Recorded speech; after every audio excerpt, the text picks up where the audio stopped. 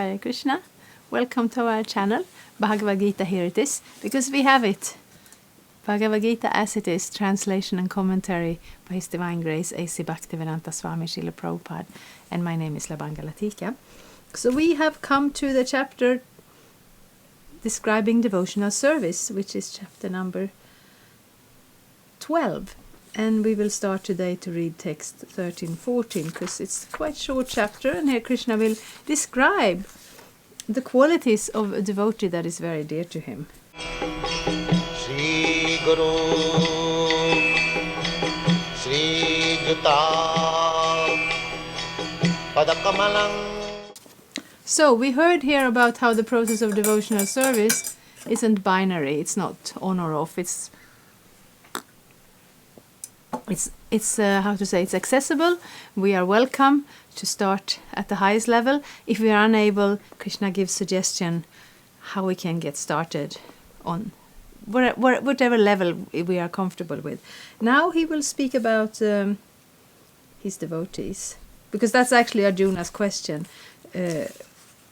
Who is the best, how to say, I will read it actually. This chapter starts with Arjuna inquired, which are considered to be more perfect, those who are always properly engaged in your devotion and service, or those who worship the impersonal Brahman, the unmanifested? And then Krishna has said, always those who fix their mind on his personal form and always engaged in worshipping him, that is the most perfect transcendentalist. And then he also speaks about the unmanifested, those who worship the unmanifested. They can also achieve him, but it's a little more slow process and it's more troublesome. And here he will describe the qualities of a devotee. So I will read text 13 and 14. They come together, so I read them together. Advishta sarva bhutanam maitra karuna evacha nirmamo nirahankara samadhukka sukhakshami Santushta satatang yogi yayatma dridha nishchayaha mayarpita mano buddhir yo madbhakta same priyaha. Same priya. He is very dear to me. That's what Krishna says. A couple of verses here he says he's very dear to me. Same priyaha. So, let's find out how we can become very dear to Krishna. One who is not envious, but is a kind friend to all living entities, who does not think himself a proprietor and is free from false ego, who is equal in both happiness and distress, who is tolerant, always satisfied, self-controlled, and engaged in devotional service with determination. His mind and intelligence fixed on me. This is still Krishna speaking. Such a devotee of mine is very dear to me. The words in this text, they come back. We hear them over and over. Advishta, non-envious, sarva bhutanam, to all living entities. Maitra, friendly. Karuna, kindly. Nirmama, no sense of proprietorship. Nirahankara, no false ego. Sama, equal. Dukkha, sukha, in distress and happiness. Kshama, forgiving. Santushta, satisfied. Satatam, always.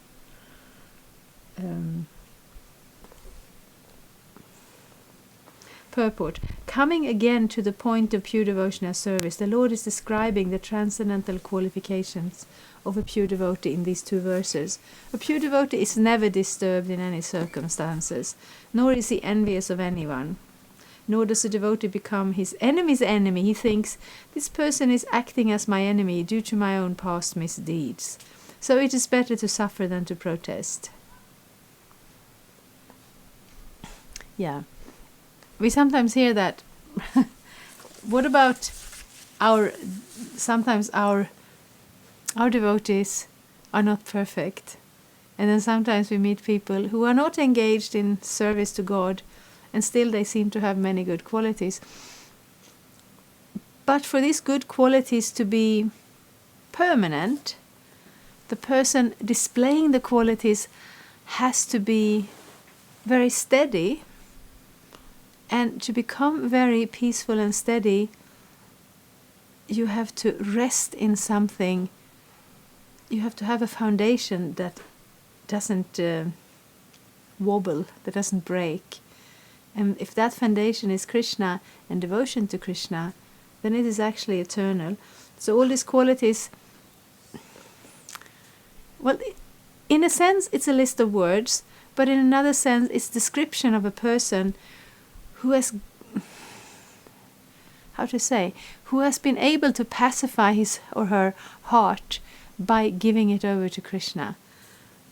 So thinking this person is acting as my enemy, and it's probably something that I caused in another life perhaps, and I don't need to do anything about it. You can't do that in a vacuum. You can't do that artificially.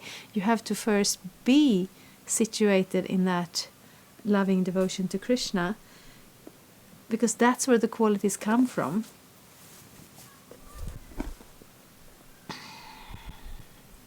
In the Srimad Bhagavatam 10.14.8 it is stated, Tat tenu kampang shushamikshramano bhunjana evatma kritang vipakam.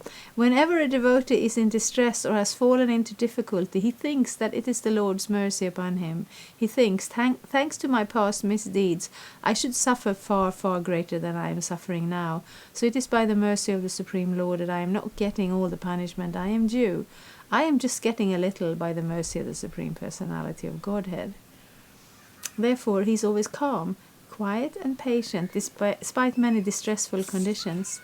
A devotee is also always kind to everyone, even to his enemy.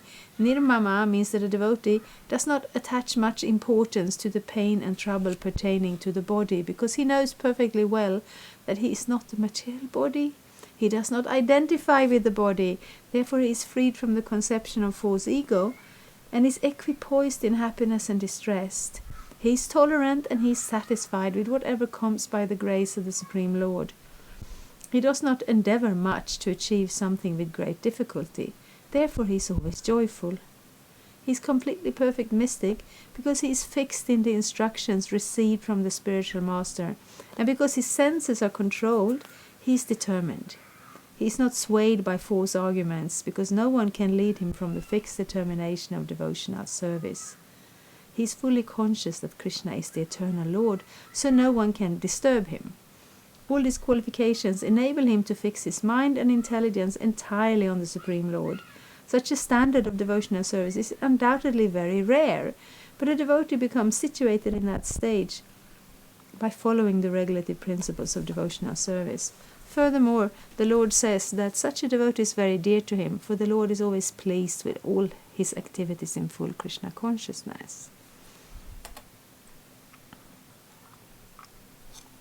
It's interesting, because when we read about this devotee who's fully fixed in Krishna's service and who's only focusing his mind and attention in the service of Krishna, still the qualities that are given here says he's a kind friend to all living entities. He's Sarva Bhutanam Maisya Karuna Nirmama, no sense of proprietorship, no false ego. So in a way, this manifests outwards. It comes from the internal dedication to service to Krishna.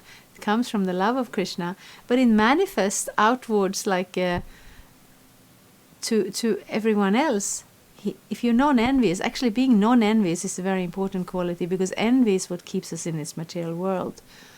And sometimes it's a little difficult because we're kind of we get righteous indignation, righteously offended because we are right and someone else is wrong, and somebody wronged us, and then we think we should retaliate. And sometimes, of course, we don't just sit down and get killed if somebody attacks us. But if we are able to have this level of compassion and kindness to others, and that's actually required, Prabhupada says that sometimes, to spread Krishna consciousness, we will encounter so much opposition. People will disagree, people will sometimes be very rude, sometimes people will attack us. And a devotee who does it from some other platform, some sense of idea that, I will become really great at this, people will appreciate me, then that becomes an obstacle. But if you do it for Krishna and you see that other person as a part of Krishna, and right now they are in that situation, and therefore you try to give them some kindness, and if they don't want it, it's unfortunate. But it's not a personal affront to our fantastic kindness. It's just that that person, we don't know. Krishna knows. We try to give them Krishna consciousness.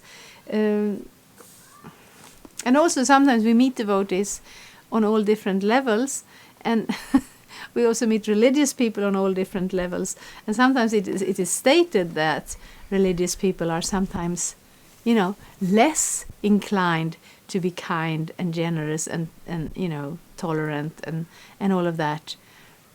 Because sometimes being religious makes you feel that you're better than others. And sometimes that makes religious people a little self-righteous.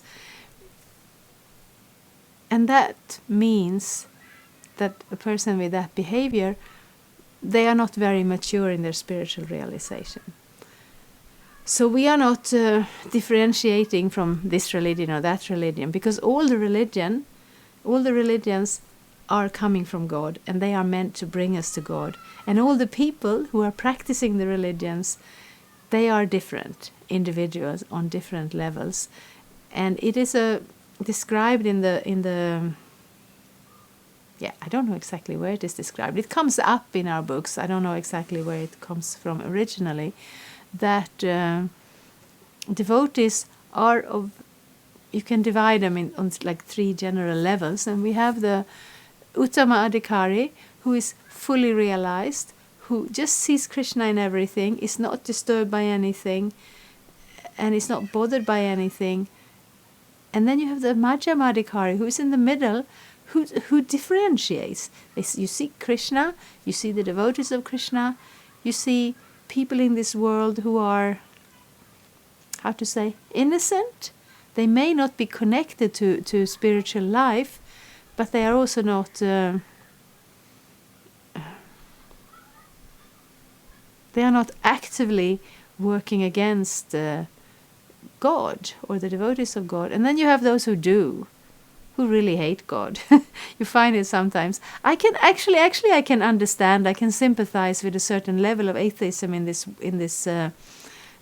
culture, because sometimes religion is presenting itself in such an obnoxious, self-righteous way, and sometimes with such illogical arguments that it's kind of natural to react against it. But then you have the atheists that are real believers, that are kind of going out and spreading their atheism and preaching their atheism, and that's kind of obnoxious. If you don't want to believe in God, that's fine. You cannot prove a negative. Maybe you can't find any reason to turn to God. But that's your problem, kind of. The rest of us, we're human beings, we're in this human life form, we want to understand the spiritual platform. And a level, a Madhyama Adhikari, a middle level devotee, will turn to God with their love and worship, will make friendship with the devotees that they serve God together with, Krishna. Towards the innocent people, will reach out to give them access to Krishna consciousness. And those who are actively envious of God and hateful to the devotees, you avoid them. Because what good will it do? And then you have the Kanishta Adhikari, the materialistic devotee, who are all about the externals. I am this religion, we dress this way, our priests are doing these activities, we have this book, so we are right and everybody else is wrong. And they are the people who give religion a bad name. Because they are quite often kind of obnoxious. They don't have such deep knowledge, they don't have such deep faith, so they have a need to hold on to the external things, they have a need to feel that I am right and you are wrong. So this is not depending on what religion you belong to. This is a question of your personal level of maturity or development in your spiritual realization. So that's what we find. So either religion you can be one of these people. And Krishna here describes somebody who has a very, very deep level of devotion and who is also very dear to him. So that's this verse. We have a few more coming, but we will save them for the next time. Thank you so much. Hare Krishna. Thank you for watching. We aim for updates every Tuesday and Friday. Please come back. If you have any questions or comments, please leave them down there. We also have some links and information for you. And there is, of course, the subscribe button. Thank you. Hare Krishna. I'm a Hare Krishna, and I approve this message. Subscribe. Hare Krishna, Krishna Krishna, Hare Hare, Hare